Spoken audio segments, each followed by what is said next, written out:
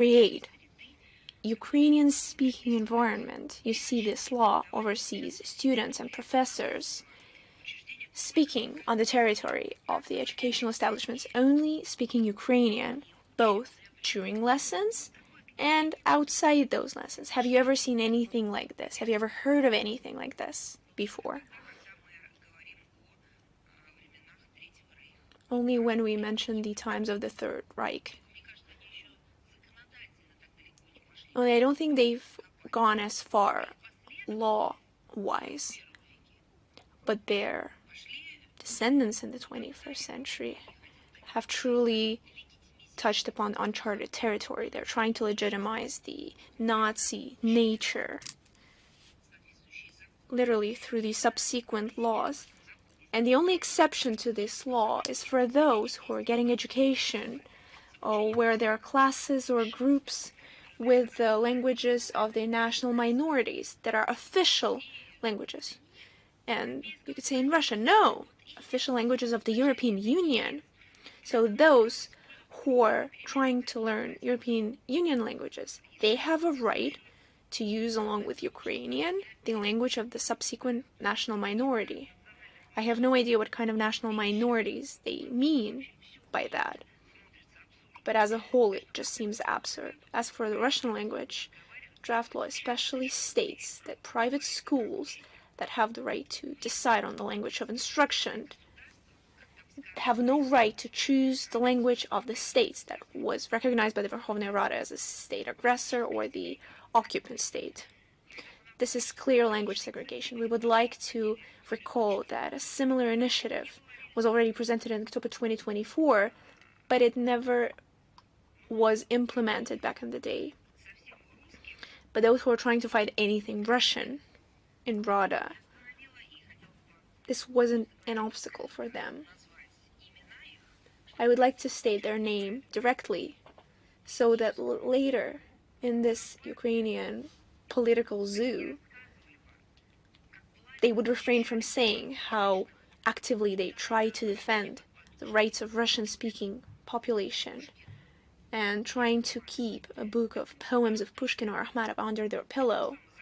And the authors of the so-called draft law are 26 deputy officials: Alexander Kornienko, Natalia Pipa, Roman Lazinsky, Vladimir Vetrovich, Tamila Tasheva, Nikita Potorayev, Mariana Bezugle, Sofia Fedina, and others. We will provide reference to their names in the text version of today's briefing, just so that everyone remembers. Now going back to the document, as the concept note states, their authors are worried that outside classes in the educational establishments, there's communication, mostly in the language of the aggressor state or in Russian. So they have no idea how to deal with Russians and with anything Russian. Nothing works. Not the threats, not even the death threats. This figure that we've already mentioned today.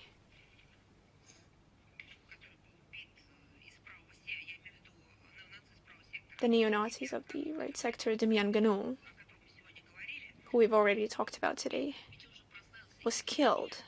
He was especially famous for being persecuted.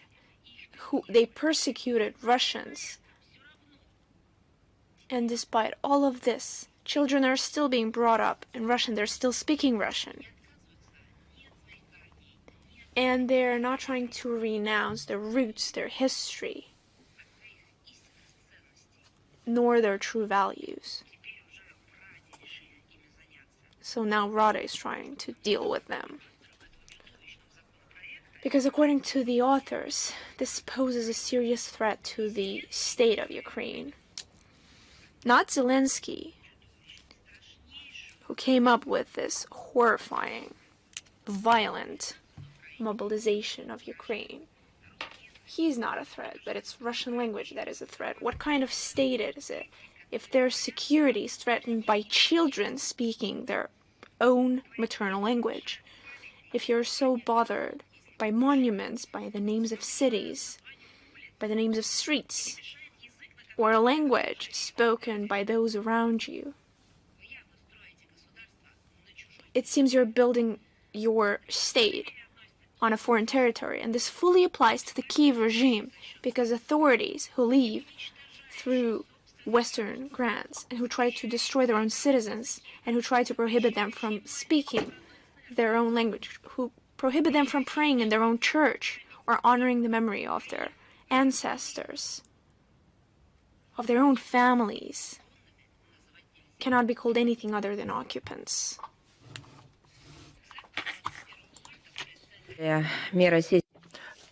Tomorrow, the press conference will take place in the Russia Сегодня press center.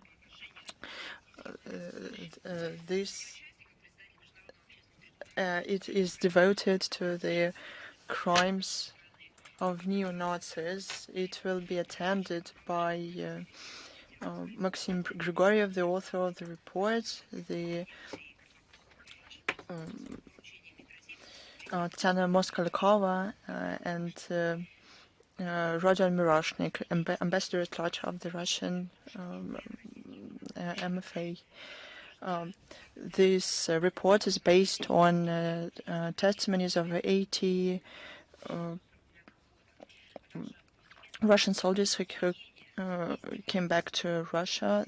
They are talking about torture and abuse. They are qualified as military crimes and has no statute of limitations.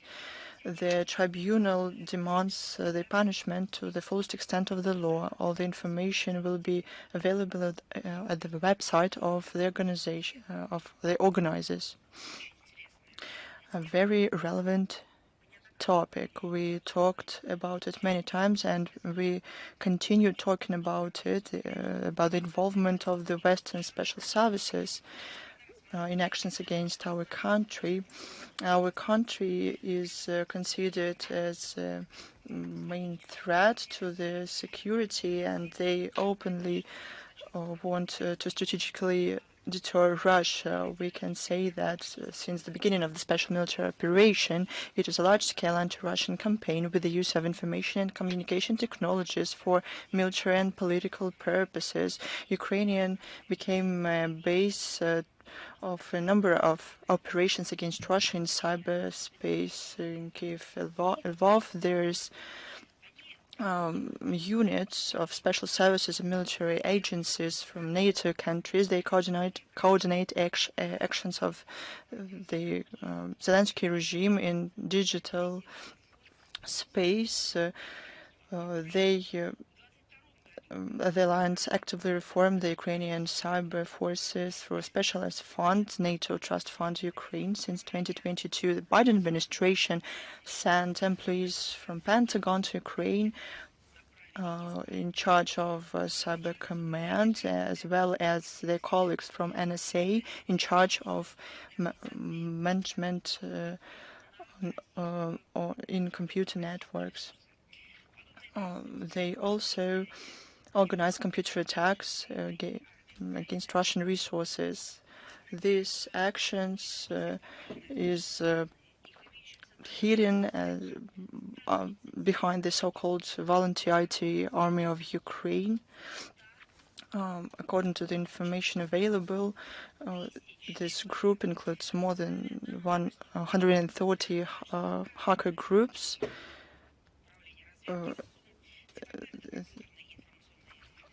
This group includes employees of the main Directorate of Intelligence of the Ukrainian Armed Forces and the Department of Computer and Information Security of SBU. But the West even encouraged such actions. At the European Forum on Cybersecurity in Katowice, IT Army, the Vice Prime Minister of Ukraine, Mikhail Fedorov, personally he was given an award. You know what for? Direct quote, to counter Russian aggression. You know what we're talking about? We're talking about cybercrime. To implement these aims, the Zelensky regime uses more than thousands of fraudulent call centers that exist in the country. A lot of them focus in the city of Dnieper, in the city, but anything can happen. More than 100,000 people is involved in the sphere. The infrastructure of such facilities are in the Netherlands and Germany. 92% of the calls come from the territory of Ukraine aimed against Russian citizens and our agencies. There is no people in our country who didn't receive such calls. On the behest of Biden administration, transnational IT corporations gave the Zelensky regime with digital resources for this. We know that the Google tools are used for geospatial and technical reconnaissance in Russia and in the zone of the special military operation to monitor our information space and communication channels. They also give cloud technologies to the Ukrainian side for cyber attacks. Some Israeli technological companies also interact with the IT army of Ukraine. The Western companies, and we'll give you the list of these companies in the text of the briefing, ignore the fact that these technologies are used for harmful and even extremist actions. The Internal Ministry of Russia started a series of criminal cases on fraud against citizens of the Russian Federation worth billions of rubles. IP addresses of these call centers were established. They are registered on the territory of Ukraine, and the personalities of perpetrators also were established. The Western officials and ostensibly independent media, as well as experts in information security, based on the data of the highly likely type, say about large-scale Russian aggression as the cyber war started by Russia, and at the same time, on the order of Washington, they ignore public statements of Ukrainian officials about organization of computer attacks against our country. That's how the rules-based world order promoted by the US works. This approach gives the US an opportunity to do anything in the information space that they wish to, and to define who's guilty and to take action against them. At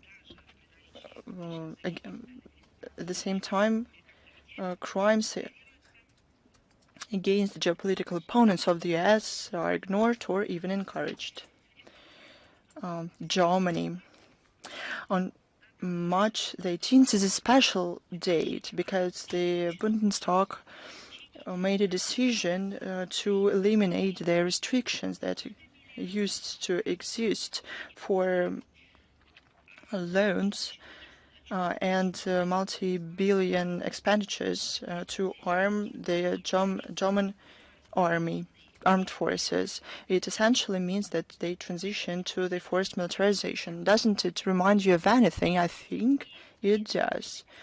The haste and lack of principles testify to the rampant anti-Russian policy of Germany. There's one more reason. It is an economic collapse. A total collapse of the policy of Germany in terms of the implementation of those aims that were put forward for many years to come in economy, finance, industry, trade, in production. Why? Because there's no resources. It used to exist before Berlin refused Russian energy resources. on the behest of the US. Lack of resources does not let them work at the rate they can. But this collapse does not give them any opportunity but to go back to what was time-tested. But they forget what everything led to. It led to the collapse of the country. That happened many times, but to rewrite history is something that affects their understanding of the situation. There would be Chancellor Friedrich Merz during debate in Bundestag started an ungrounded rant about Russia ostensibly starting a war against Europe. But I would like to ask him, in what part of the Western Europe our country is fighting? We'll know that. He talked about the supposed Russian attacks on industry and energy facilities of the European countries. Did you complete the investigation in Berlin in terms of who exploded Northern Streams 1 and 2?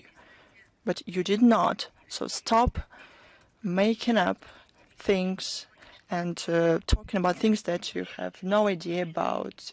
He went even further and called to prepare for confrontation with our country, I quote, in the nearest years and decades, end of quote. But Russia is not going to attack Germany. If Germany says such things, it means that Germany has such plans. So Berlin has to call a spade a spade. We cannot but remember a well-known idea that the German political elites strives for historic revenge, and once in a century they prevail over common sense and even life instincts. Hot brains in Berlin and other European capitals should be aware that Russia will respond in a timely and tough manner to any militarist aspirations to prevent threats against our security. But they have an opportunity to people in Germany to ask their government what kind of adventure they're trying to involve the European continent in. 100 years ago, they were provoked, and they back then were indeed provoked to do so, and people know that. Probably they revisit their stance. March the 21st marks 11 years. If we since the political part of the EU-Ukraine Association Agreement was signed in Brussels, it had positive ideas about respect of human rights, rule of law, political dialogue, reforms, justice, freedom, security, about and all of this, if it had been followed, it should have led Ukraine to a democratic European family, or as Joseph Borrell said, to a garden. The EU can be called anything but a garden today.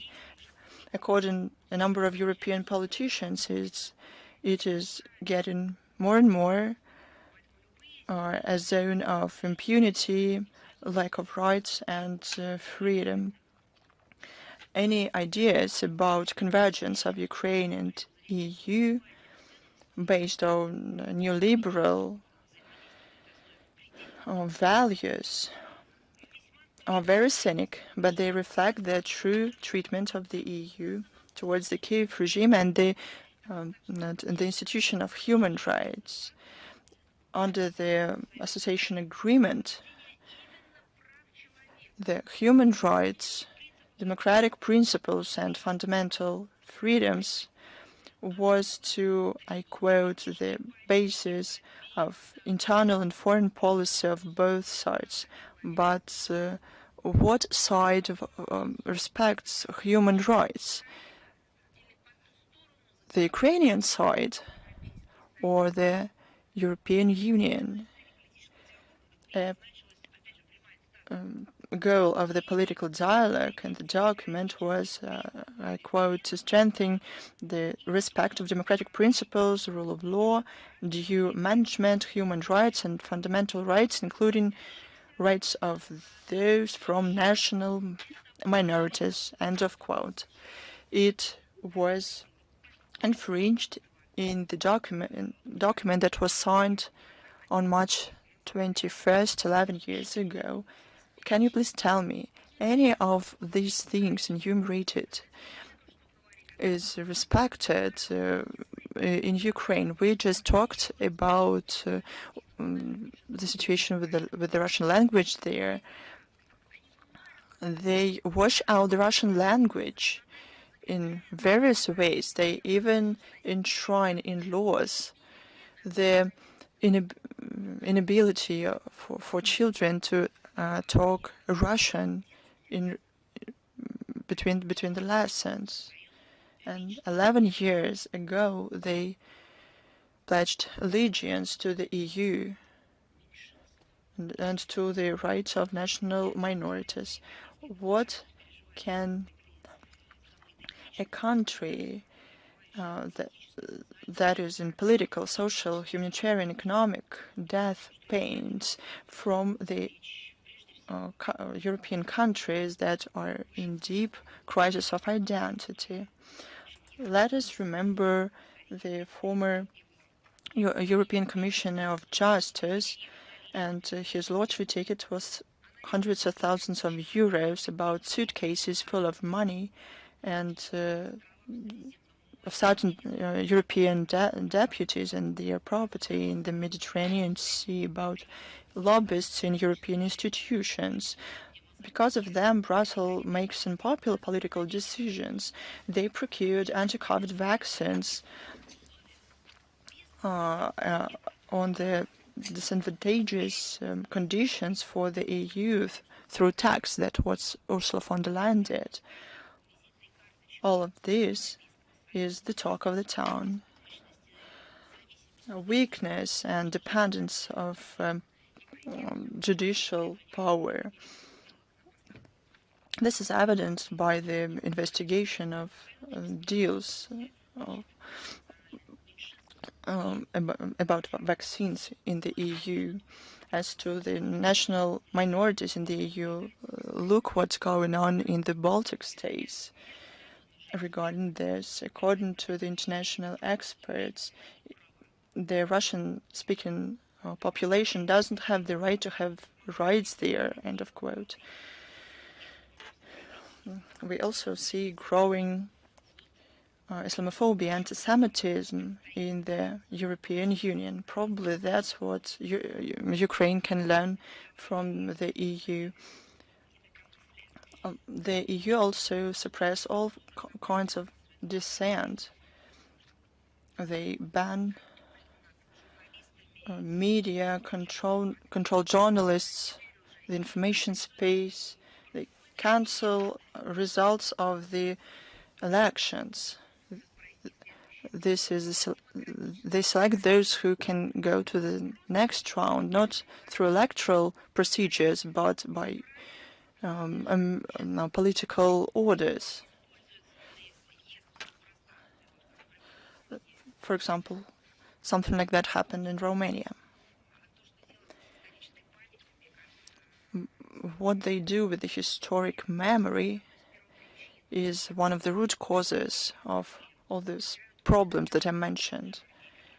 They wash away and doesn't mention the deeds of the Red Army, who liberated prisoners from concentration camps. This is an example of quasi-values of the EU, and Ukraine follows this policy outlined by the EU. In this case, it is relevant as ever to talk about the convergence between the EU and Ukraine. They continue to ignore the violence demonstrated by the Kiev regime.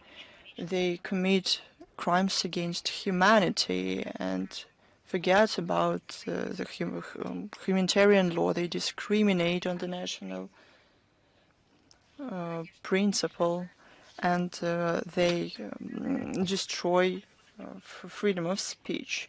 The information about this is included in reports of the MFA of Russia and joint reports of MFAs of Russia and Belarus on the situation with human rights in certain countries in the world, the illegal actions by the Kiev regime targeting the Ukrainian Orthodox Church, and others. All these documents are available on the internet websites of MFA, including in the English language. One more topic concerning Ukraine history. March 27th, 26th.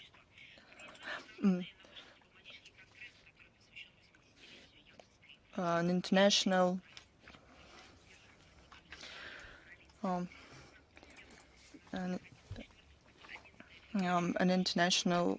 conference is organized, dedicated to the 80th conference of Yalta conference. It will be hosted by the Livadia Palace in Yalta. It will be attended by more than 100 statesmen, politicians, historians, people from Great Britain, China, the US, France is going to come.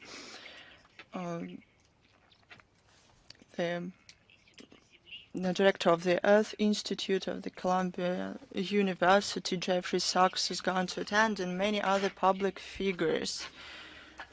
Participants of the Congress will talk about relevant geopolitical challenges in the era of global changes.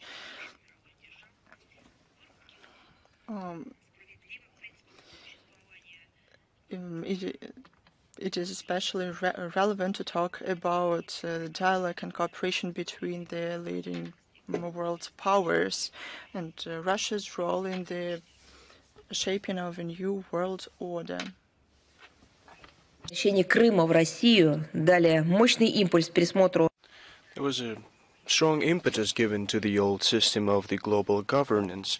Now new centers are gaining strength that are for equality, sovereignty of peoples and countries. In the current geopolitical situation, current event is a unique opportunity, taking into account the basis of the conference of 1945, to analyze the prospects of new world order. And of course, we invite the media representatives of Russian and foreign ones to cover this event. We also have covered Yemen situation. You know that the U.S. president declared a large-scale operation against the Ansar Allah to make them go to the cessation of attacks because they undermine the security of international navigation in the Red Sea. In the last couple of days, Americans have launched missiles and bombs at Sana'a, Sada, Marib, al-Bayt, and Amari Hadja. They target both military and civilian infrastructure. According to the information of medical services, as of March 18th, the number of casualties exceeded 50 people, more than 100 were injured. The Houthis tried to attack the vessels, the ships from the strike force of the U.S. Our evaluations were given in this statement, and the results of the telephone call between Sergei Lavrov and Marco Rubio that took place on March 15th, the Russian side has emphasized the necessity to go to the cessation of the hostilities and also to establish political dialogue to not go to the cessation of the hostilities and also to establish political dialogue to not permit the escalation. We call upon the parties of the conflict to refuse the strong arm tactics, and we need normalization in Yemen only through diplomacy and political means. All responsible members of the international community should use joint efforts to help the Yemeni under the aegis of the UN to launch the process of complex political settlements. On the basis of Saudi Arabia and the Sultanate of Oman agreements in the roadmap.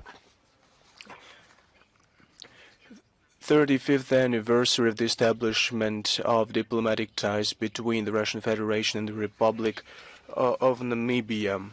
It's symbolic that this is symbolic and remarkable date that it coincides with the 35th anniversary of the independence of Namibia. We see clear evidence of this of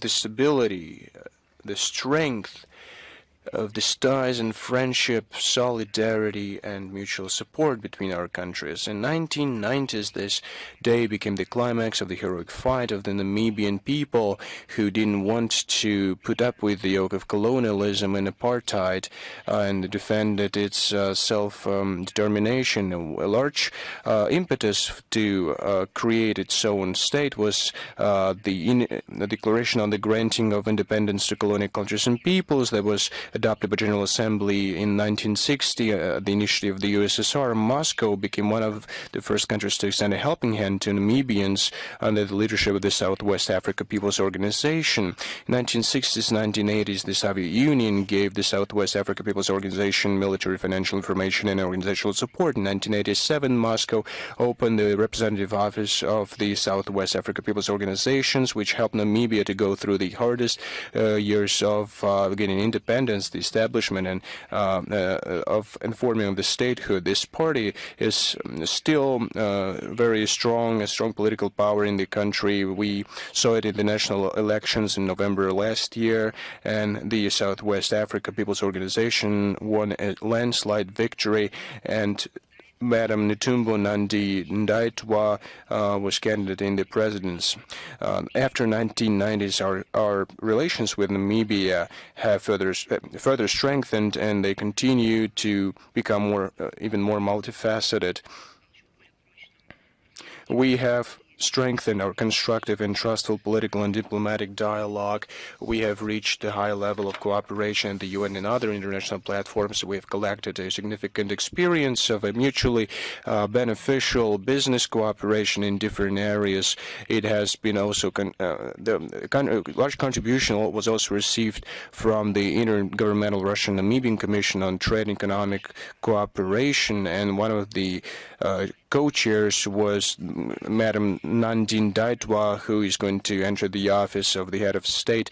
We confirm our unwavering commitment to joint work to step up the whole complex of bilateral cooperation for the benefit of the peoples of Russia and Namibia. We're interested in continuing the deepened exchange of opinions on the most important international problems, and we are ready to closely cooperate our efforts. We are hopeful that Moscow and Windhoek will cooperate on the international arena and will facilitate the establishment and forming of the democratic and secure world order, and to unblock crisis situation in the African continent. One other historical day that refers us to another historical day that used to be was only commercial, but it had a very significant geopolitical dimension, which in turn influenced the results of the Second World War. We're talking about the 90th anniversary of the selling of the Chinese Eastern Railway by the USSR. It was sold by a Manchukuo state. We have to talk about military and political dimensions. The militarist Japan in 1931 began an open aggression against China, and in fact created in the northeastern part of its territory a puppet government that was called Manchukuo. This puppet government was under the Japan's unchallenged reign. What was the plan of the military clique of Japan? They wanted to take Siberia and the Soviet Far East, Tokyo. Against this backdrop, started to implement the strategy aimed at the economic suffocation of borderlands of forest territories of our country.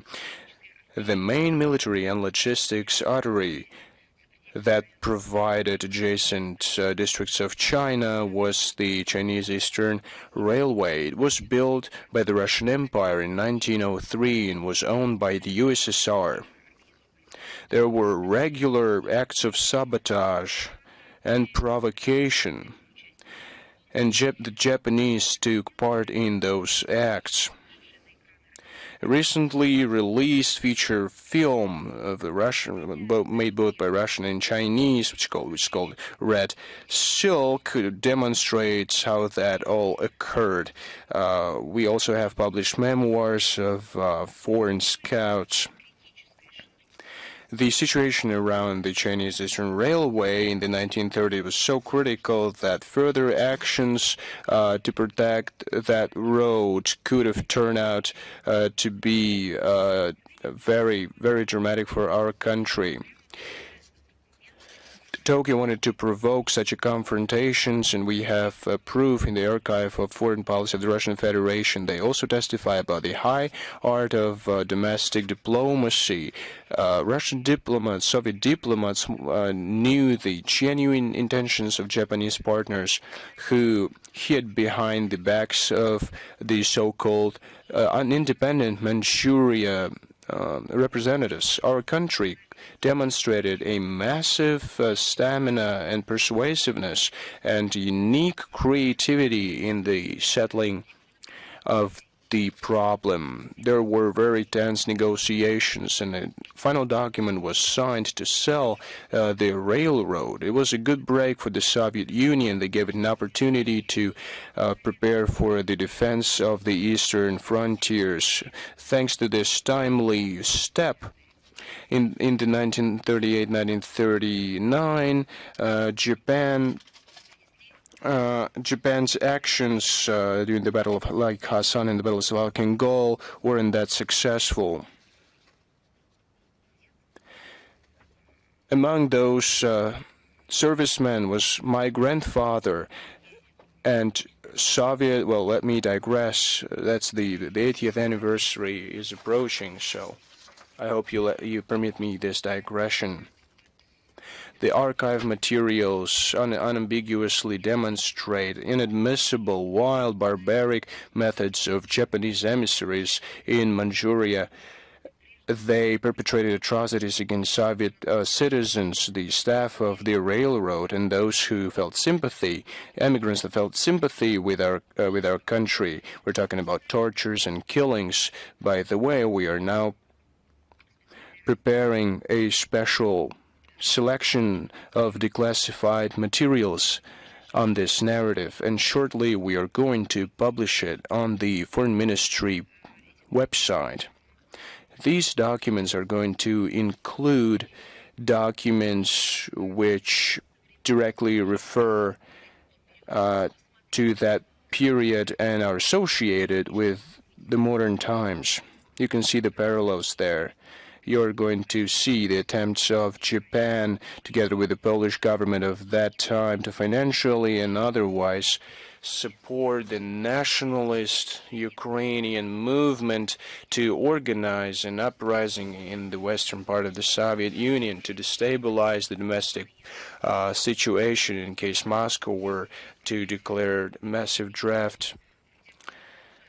On the eve of the 80th anniversary of the great victory and the surrender of the militaries, Japan, we're going to continue the work to discover historical truth and to counter the attempts of some countries to falsify the key events of the past, to warp the root causes and the results of the Second World War. The part of the global community who's still humane remains the bombings of Yugoslavia. The U.S. and their satellites trampled underfoot the basics of security in Europe, and this crisis is not overcome yet. About these horrible events of 1999, we still remember a lot. The chronology of this intrusion is being recorded minute by minute, very meticulously, but it doesn't mean that over time those massacres fade in our memory or lose their symbolism. The NATO allies call upon forgetting the past, to turn the page. Yet the Serbian people remember that bloody spring. The so-called humanitarian intervention committed by NATO is a example of this rules-based order. It's an example of what is inside this rules-based order, this unfounded belief in their own right. The propaganda was hard at work to make the Serbs to feel makes the Serbs feel guilty, so that they would consider it a learned lesson, those bombings of Yugoslavia. With munitions with depleted uranium caused cancer in a lot of people, but they were saying that they carry the values of freedom and democracy to the Balkans. Even Italian servicemen who were among the NATO troops and were in that area still cannot bring those to justice because they cannot compensate their medical costs. That's what Western democracy is about. You know what I still call the 100 peaceful citizens of Yugoslavia, including 89 kids, they call it collateral damage. That's what democracy is and freedom of speech. One can refer to the results of last year poll with regard to the aggression in today's Serbia. The work called The Long Echo of 1990.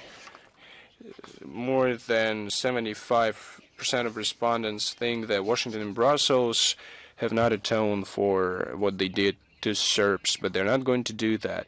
They just wait. They're just waiting for a moment to do what they couldn't do then, to break Serbia, and we're doing everything we can to not let it happen.